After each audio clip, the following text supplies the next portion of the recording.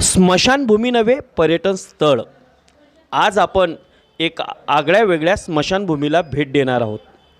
अमरावती जिल्ह्यातील वरुड तालुक्यातील लोणी हे सुखी संपन्न गाव आणि या सुखी संपन्न गावातील स्मशानभूमी. एरवी स्मशानभूमी म्हटलं की दिसते तिथे स्मशान शांतता, तिथे दिसते घाणेरडेपणा, तिथे आपल्याला दिसतो ते वाढलेले गवत. मात्र चक्क या स्मशानभूमीमध्ये आपल्याला दिसेल ती स्वच्छता, सौंदर्यीकरण, संत महंतांचे पुतळे, साधू संतांचा सहवास, देवी देवतांचा सहवास. अशा साधू संतांच्या आणि देवी देवतांच्या सहवासामध्ये लोणी शहरातील हे स्मशानभूमी फुलून गेलेलं आहे. 21 कार्यकर्त्यांनी गावातील एकत्रित येऊन सर्व जाती धर्मातील लोक यांना एकत्र करून या स्मशानभूमीची या कार्यसमितीची निर्मिती केली. या कार्यसमितीमध्ये कोणी अध्यक्ष नाही, कोणी उपाध्यक्ष नाही, सर्व कार्यकर्ते एका दिलाने काम करतात. एका दिलाने लोकवर्गणीतून ही बघावीशी अशी स्मशानभूमी आपल्याला बघायला मिळते. एरवी पर्यटन स्थळ बघायला शाळेतील लोक इतरत्र जातात, मात्र या लोणी येथील स्मशानभूमी पाहण्यासाठी शाळेचे बऱ्याचशा चमूनसुद्धा आलेले आहेत. विद्यार्थ्यांना सहल म्हणून या स्मशानभूमी येथे आणण्यात येते. मरणाने केली सुटका, जगण्याने छळले होते, असंच काहीसं म्हणावंसं वाटेल की ज्या वेळेस आपण लोणी येथील या स्मशानभूमीमध्ये येतो. खरोखरच अत्यंत शांतमय वातावरण या लोणीच्या स्मशानभूमीमध्ये आहे. परंतु हे लोणीचं शांततामय आणि एवढं सुंदर वातावरण का झालं, कसं झालं, काय याच्या मागची पार्श्वभूमी आहे, तर आपण याविषयीच आज चर्चा करण्यासाठी या गावामध्ये आलेलो आहोत. या गावामध्ये जी समिती आहे त्या समितीमध्ये कोणीही अध्यक्ष नाही, कोणी उपाध्यक्ष नाही, सर्वच सेवाव्रती कार्यरत आहेत आणि सर्वच आपल्या एका ध्येयानं कार्यरत आहेत. काय नेमकी तुम्हाला संकल्पना सुचली, केव्हा या समितीची स्थापना झाली आणि का करावीशी वाटली तुम्हाला? 2023मध्ये आम्ही ग्रामपंचायतमध्ये गेलो. नितीन भाऊ टेंबे, राजू मालपे, वासुदेव पोहरकर असे 3-4 लोक गेलो आणि ग्रामपंचायतला विनंती केली की आपल्याची बुवा स्मशानभूमी चांगली झाली पाहिजे. तर ग्रामपंचायतनं म्हटलं बुवा तुम्ही कमिटी करा आणि तुम्हीच करा, आमच्याकडून ते होणार नाही. मग आम्ही त्याच दिवशी संध्याकाळी माझ्या दुकानात मीटिंग घेतली. गावातले जे इच्छुक लोक आहे त्यांना बोलवून कमिटी तयार केली आणि 2023च्या नवरात्रापासून सुरुवात केली. हा 25पर्यंत 2 वर्ष झाले. 2 वर्षामध्ये हा एवढा लोकवर्गणीतून, लोकसहभागातून हे सगळं मोठं झालं. आता आपण बघू शकता की आपण प्रवेशद्वारापासून आल्यापासून तर जे काही परिसरात एकदम चांगलं वाटते, शांतता वाटते. 2023च्या नवरात्रीमध्ये याची स्थापना झाली. काय तुम्हाला निधीची काय आवश्यकता वाटली, जनतेनं कसं सहकार्य केलं, शासनानं काय सहकार्य केलं? या ठिकाणी शासनानं सुद्धा सहकार्य केलं. हे ग्रामपंचायतच्या माध्यमातून आमदार निधीतून हे शेड बांधून दिलं. परंतु याच्यात मग लोकवर्गणीचा फार मोठा सहभाग आहे.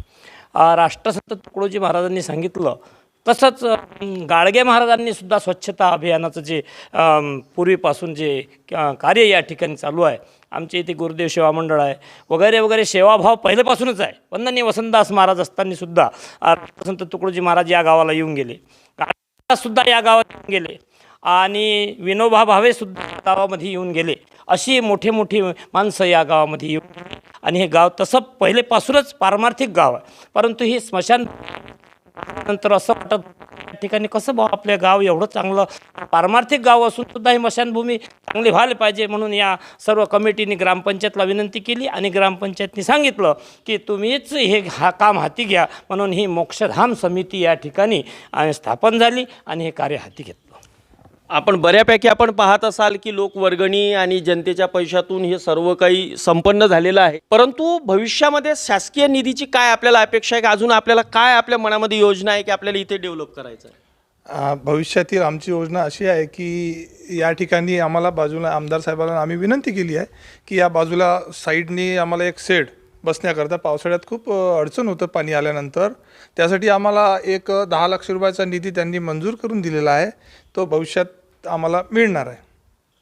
आपण बघू शकतो की स्वच्छता अभियानावर पंतप्रधान नरेंद्र मोदी यांचा करोडो रुपयाचा खर्च होतो. ग्रामपंचायतसह नगरपालिका असेल, महानगरपालिका असेल, स्वच्छ सर्वेक्षणाअंतर्गत, स्वच्छ अभियानाअंतर्गत अनेक प्रकारचे खर्च केल्या जातात. मात्र प्रत्यक्षात ती स्वच्छता आपल्याला कुठेही दिसून येत नाही. मात्र या स्मशानभूमीमध्ये आलो असताना ती स्वच्छता आपल्याला प्रत्यक्षात दिसून येते. ही स्वच्छता कोण करत असेल तर हे सर्व बॉडीतील 21 जण करत असतात. आपण प्रत्यक्षात सर्वजण आहोत. आपण त्यांचा परिचय करून घेऊ. आपलं काय नाव?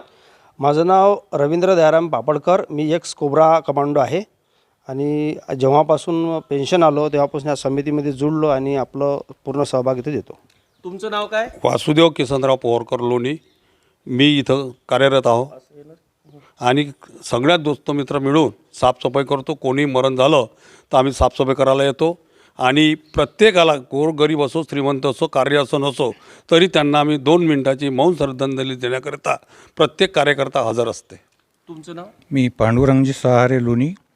या ठिकाणी सर्व हे टीम मित्रमंडळी जे आहे यांच्याशी मित्रमंडळी माझा सर्व सहभाग आहे आणि जेव्हा जेव्हा या ठिकाणी हे कार्यक्रम होतात त्या ठिकाणी सुभाषदादा, वाद्यवरावदादा हे सर्व मंडळी या ठिकाणी एक चढून सर्वांना हे एकजुटीनं सर्व धर्मभाव, समभाव, कोण्याचं धर्माचा भेदभाव न करता सर्व जातीच्या पंथाच्या मूर्त्या या ठिकाणी बसवलेल्या आहे आणि त्यांच्या वेळोवेळी पुण्यतिथी त्यांची काय असेल त्या सर्व पूजा अर्चा या मूर्तीची सर्व मिळवून आम्ही या ठिकाणी करत असतो आणि सर्वांना हे कार्यक्रम चांगले राबावे किंवा जो काढे तो गावाची घाणं वाडे प्रतिष्ठा आणि त्याचा तो मान तोची होतो आणि ती भगवान लोक पोचवती घरोघरी या तुकडोजी महाराजच्या म्हणण्याप्रमाणे ही सर्व सेवा कमिटी सर्व श्रमदान करत आहे.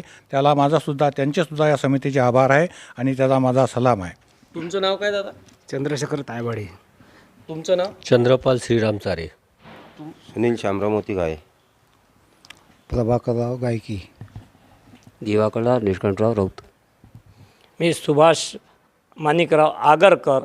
आणि या ठिकाणी जे कार्य असते त्या कार्यामध्ये परिचय घेऊ. नितीन बाबाराव टेंबे, माजी सरपंच. आमचे काही मंडळी आहे जी उपस्थित असतात दररोज, ते पण आज उपस्थित नाही राहू शकले. ते राजूभाऊ मालपे आणि प्रदीपभाऊ झाडे, योगेशभाऊ झाडे, बापूरावजी मेंढे, एक आमचे भारतभाऊ मेंढे. आणखी काही अनावधाने कोणाचं नाव सुटलं असेल तर त्याबद्दल मी त्यांचे क्षमा मागतो. त्रिनयन श्रीप्रभू मालपे.